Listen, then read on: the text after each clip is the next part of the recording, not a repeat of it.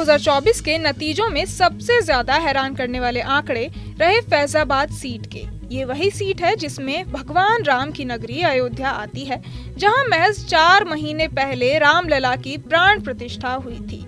BJP को लगता था कि अयोध्या की वजह से उसे इस पूरे क्षेत्र में फायदा होगा, लेकिन कैसरगंज और गोंडा सीट को छोड़कर अयोध्या के आसपास बीजेपी 1-2 नहीं बल्कि 15 से ज्यादा सीटें हार गई। आखिर ऐसा क्या हुआ कि राम मंदिर प्राण प्रतिष्ठा के महज 4 महीने बाद ही अयोध्या में बीजेपी की हार हो गई? आइए जानते हैं कि यहाँ बीजेपी पर कौन से मुद्दे भारी पड़ गए। पहला है जमीन अधिग्रहण और मुआवजे का मुद्दा। अयोध्या में बीजेपी की हार की वजह जमीन अधिग्रहण और उसके मुआवजे को बताया जा रहा है। कई लोगों के घर दुकान तोड़े गए। दावा है कि कई लोगों को मुआवजा तक नहीं मिला। इसकी नाराजगी चुनाव परिणाम में साफ नजर आ रही है, जिसने विपक्ष को बीजेपी पर हमला करने का मौका दे दिया और बीजेपी अपनी अयोध्या सीट नहीं बचा पाई। दूसरा है कार्यकर्ताओं की अनदेखी। फैजाबाद में बीजेपी की हार की एक और बड़ी वजह कार्यकर्ताओं की अनदेखी मानी जा रही है, जिसके चलते पार्टी से सच्चिदानंद पांडे जैसे युवा नेता टूट गए। चुनाव की घोषणा के 6 दिन पहले 12 मार्च को सच्चिदानंद ने बीएसपी ज्वाइन कर ली और उन्होंने बीजेपी के वोट में सेंध लगाकर 46,407 वोट पा लिए और अयोध्या में खेल हो गया। तीसरा है बीजेपी ने ग्रामीण इलाकों पर फोकस नहीं किया। बीजेपी ने अयोध्या धाम के विकास पर सबसे ज्यादा फोकस किया। सोशल मीडिया से लेकर चुनाव प्रचार में अयोध्या धाम में हुए विकास कार्यों को बताया गया, लेकिन अयोध्या के ग्रामीण क्षेत्रों पर बहुत ज्यादा ध्यान नहीं दिया। यहाँ ग्रामीण क्षेत्र की तस्वीर बिल्कुल अलग रही। माना जाता है कि ग्रामीणों ने इसी आक्रोश के चलते बीजेपी के पक्ष में मतदान नहीं किया। चौथा है जातीय समीकरण और मुस्लिम फैक्टर। फैजाबाद सीट पर अखिलेश यादव ने नया प्रोग्राम किया। सामान्य सीट होने के बावजूद सपा ने यहां से अयोध्या की सबसे बड़ी दलित आबादी वाली पासी बिरादरी से अपने सबसे बड़े चेहरे अवधेश प्रसाद को उम्मीदवार बनाया।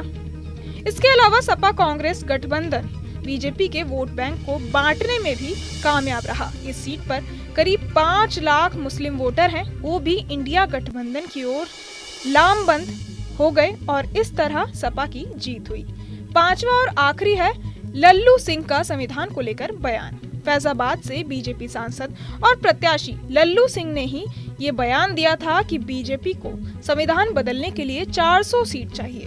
फैजाबाद में 26% दलितों को शायद ये रास नहीं आया और बीजेपी को इसका खामियाजा भुगतना पड़ा।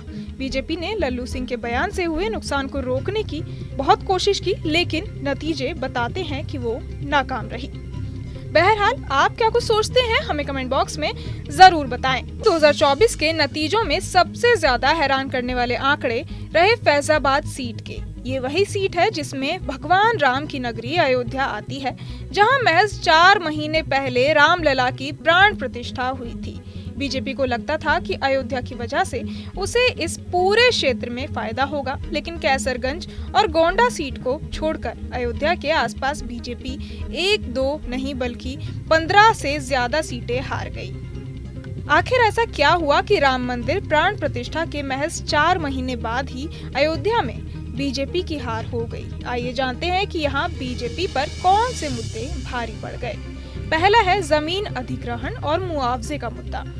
अयोध्या में बीजेपी की हार की वजह जमीन अधिग्रहण और उसके मुआवजे को बताया जा रहा है। कई लोगों के घर दुकान तोड़े गए। दावा है कि कई लोगों को मुआवजा तक नहीं मिला। इसकी नाराजगी चुनाव परिणाम में साफ नजर आ रही है, जिसने विपक्ष को बीजेपी पर हमला करने का मौका दे दिया और बीजेपी अपनी अयोध्या सीट नहीं बचा पाई। दूसरा है कार्यकर्ताओं की अनदेखी। फैजाबाद में बीजेपी की हार की एक और बड़ी वजह कार्यकर्ताओं की अनदेखी मानी जा रही है, जिसके चलते पार्टी से सच्चिदानंद पांडे जैसे युवा नेता टूट गए। चुनाव की घोषणा के 6 दिन पहले 12 मार्च को सच्चिदानंद ने बीएसपी ज्वाइन कर ली और उन्होंने बीजेपी के वोट में सेंध लगाकर 46,407 वोट पा लिए और अयोध्या में खेल हो गया। तीसरा है बीजेपी ने ग्रामीण इलाकों पर फोकस नहीं किया। बीजेपी ने अयोध्या धाम के विकास पर सबसे ज्यादा फोकस किया। सोशल मीडिया से लेकर चुनाव प्रचार में अयोध्या धाम में हुए विकास कार्यों को बताया गया, लेकिन अयोध्या के ग्रामीण क्षेत्रों पर बहुत ज्यादा ध्यान नहीं दिया। यहाँ ग्रामीण क्षेत्र की तस्वीर बिल्कुल अलग रही। माना जाता है कि ग्रामीणों ने इसी आक्रोश के चलते बीजेपी के पक्ष में मतदान नहीं किया। चौथा है जातीय समीकरण और मुस्लिम फैक्टर। फैजाबाद सीट पर अखिलेश यादव ने नया प्रोग्राम किया।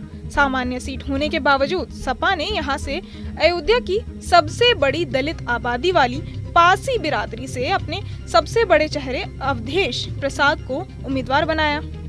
इसके अलावा सपा कांग्रेस गठबंधन बीजेपी के वोट बैंक को बांटने में भी कामयाब रहा। इस सीट पर करीब 5 लाख मुस्लिम वोटर हैं, वो भी इंडिया गठबंधन की ओर लामबंद हो गए और इस तरह सपा की जीत हुई।